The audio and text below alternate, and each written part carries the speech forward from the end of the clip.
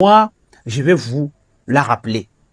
Est-ce que vous vous souvenez, M. Tiroma, en 2018, dans le tumulte post-électoral qui avait suivi la présidentielle, vous vous êtes imposé comme l'un des plus ardents défenseurs de la légalité républicaine, alors que personne ne vous avait rien demandé, mais juste parce que vous vouliez plaire à M. Biya.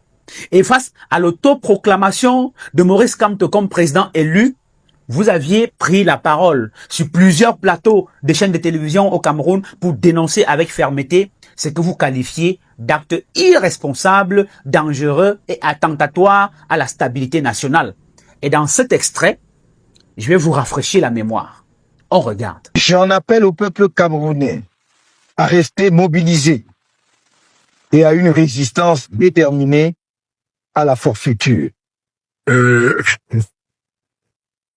Vous savez, quand vous avez affaire à des illuminés, quand vous avez affaire à des gens mis par la boulimie du pouvoir, parce que vous savez, lorsque le pouvoir fascine, il se met au travers du génie et de l'intelligence, ce qui fait que c'est l'émotion et la passion qui agissent.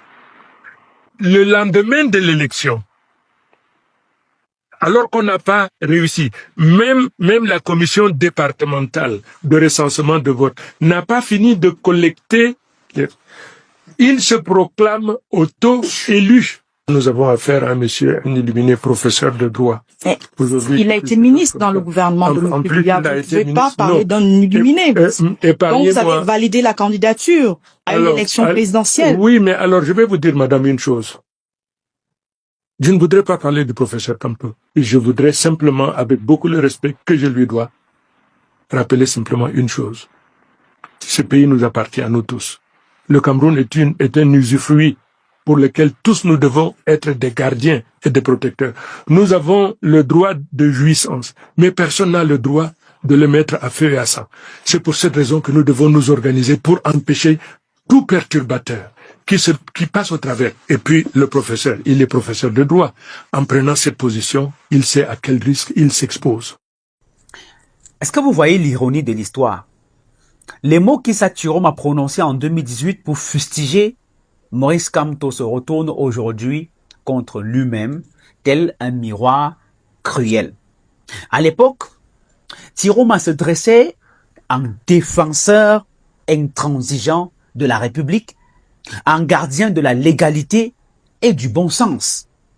Il accusait même Maurice Kamto d'être, comme vous l'avez vu tout à l'heure, fasciné par le pouvoir, d'agir sous le coup de l'émotion et de mettre en danger la paix nationale par une proclamation prématurée des résultats de l'élection présidentielle.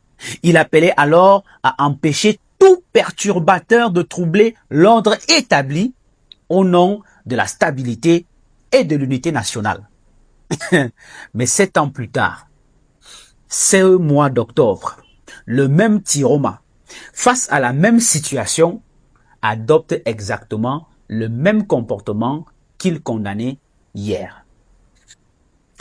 Le lendemain du scrutin présidentiel, avant même que les commissions de recensement n'aient terminé leurs travaux, il s'autoproclame déjà président élu. La boucle est bouclée, l'homme qui prêchait la prudence devient aujourd'hui le symbole même de la précipitation. Le moraliste d'hier devient aujourd'hui le protagoniste du désordre qu'il dénonçait avec fermeté. Et le contraste est saisissant. Oui, le contraste est saisissant. En 2018, il mettait en garde contre l'émotion et la passion qui aveuglent l'intelligence. En 2025, c'est lui que l'émotion et la passion emportent. Il qualifiait Maurice Kamto d'illuminé professeur de droit qui savait pertinemment ce qu'il faisait. Aujourd'hui, il est lui-même le professeur de politique qu'il prétend être et agit en homme inspiré par le feu du fantasme électoral. Pire encore, celui qui affirmait que personne n'a le droit de mettre le pays à feu et à sang contribue désormais à alimenter la confusion, l'excitation et la division à travers un discours sans fondement légal. Et donc, c'est lui qui veut mettre aujourd'hui le pays à feu et à sang avec ses partenaires étrangers, on le sait. Il a oublié que selon ses propres mots, le Cameroun n'est pas une propriété privée, mais un usufruit collectif qu'il faut absolument protéger. Ce revirement brutal ne révèle pas seulement une incohérence, il expose un reniement moral et politique. Issa Tiroma Bakari n'est plus le gardien du temple républicain qu'il prétendait être hier. Il est devenu aujourd'hui, pour moi, et je pèse mes mots, un contre-exemple même de la cohérence politique, le miroir inversé de ses propres sermons. Hier, il accusait Maurice Kamto d'être un perturbateur. Aujourd'hui, il occupe sa place, tient son rôle et reprend exactement ses mots. Donc, Tiroma sait exactement ce qu'il fait et que la rigueur de la loi s'abatte donc sur lui, comme il prédisait à Maurice Kamto en 2018. Regardons encore cet autre extrait. La loi donne à chaque parti politique d'avoir au moins 2 représentants par bureau de vote. Parce qu'en cas d'indisponibilité de l'un, qu'il puisse donc se faire rencontrer par l'autre. Ce qui revient à dire donc que chacun des compétiteurs, pour qu'une revendication soit légitime, parce qu'il faudrait qu'il soit présent sur l'ensemble des 25 000 bureaux de vote.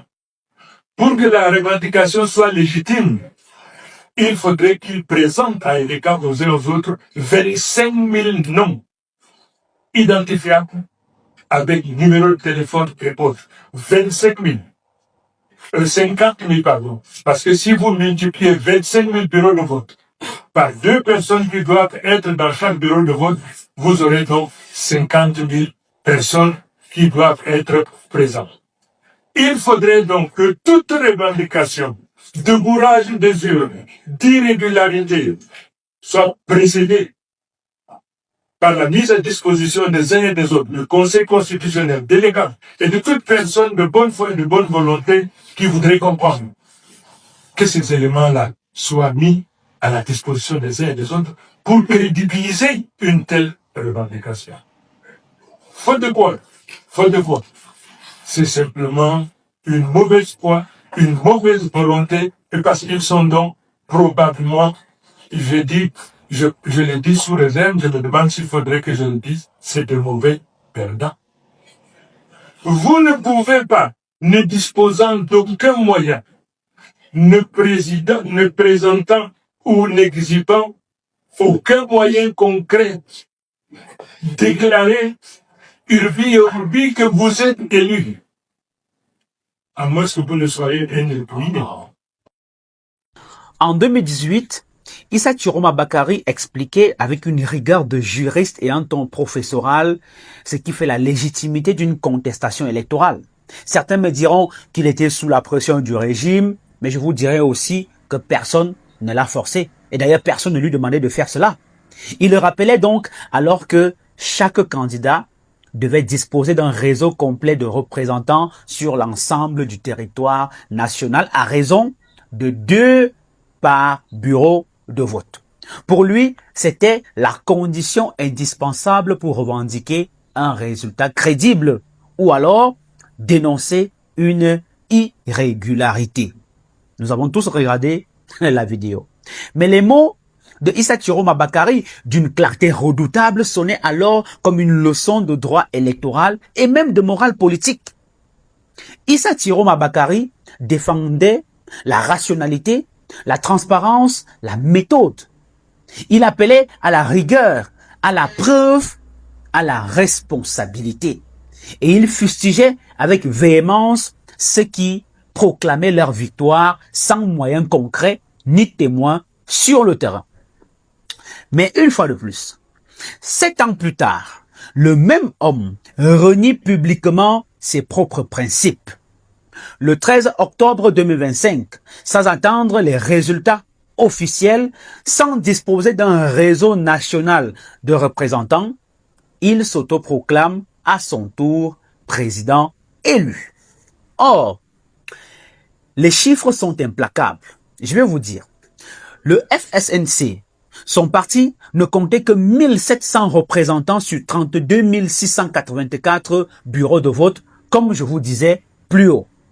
C'est à peine 5% du territoire électoral national. 5%. En 2018, Tiroma exigeait 50 000 témoins pour crédibiliser la revendication de Maurice Kamto. Mais en 2025, il revendique une victoire sans même 2000 observateurs. C'est-à-dire, il n'a même pas 2000 observateurs, mais il revendique déjà sa victoire. Le professeur de logique d'hier est donc devenu l'élève de l'incohérence. Et selon sa propre grille d'analyse, il se condamne lui-même. L'homme qui hier dénonçait les mauvais perdants en incarne aujourd'hui la définition parfaite. Celui qui appelait au respect des institutions s'y substitue désormais. Celui qui prônait la transparence revendique aujourd'hui dans l'ombre. Ce reversement, ou alors ce renversement, n'est pas qu'un paradoxe, c'est une faillite morale. Tiroma, ancien porte-parole du gouvernement, professeur entre guillemets de droit en 2018 et chantre du respect républicain, s'érige aujourd'hui en caricature de ce qu'il combattait. Il ne cite plus la loi pour la défendre, mais pour la détourner. Et il ne parle plus du Cameroun comme d'un bien commun qu'il faut protéger, mais comme d'un podium personnel. En somme, ces mots d'hier le jugent mieux que n'importe quel adversaire aujourd'hui. Et chacun peut se faire sa petite idée là-dessus. L'histoire, elle, n'oublie jamais. Ça, c'est important de le rappeler. Elle a simplement changé de cible. Le candidat Tiroma d'aujourd'hui est condamné, il faut le dire, par le ministre Tiroma d'hier. C'était Bruno Bidjan.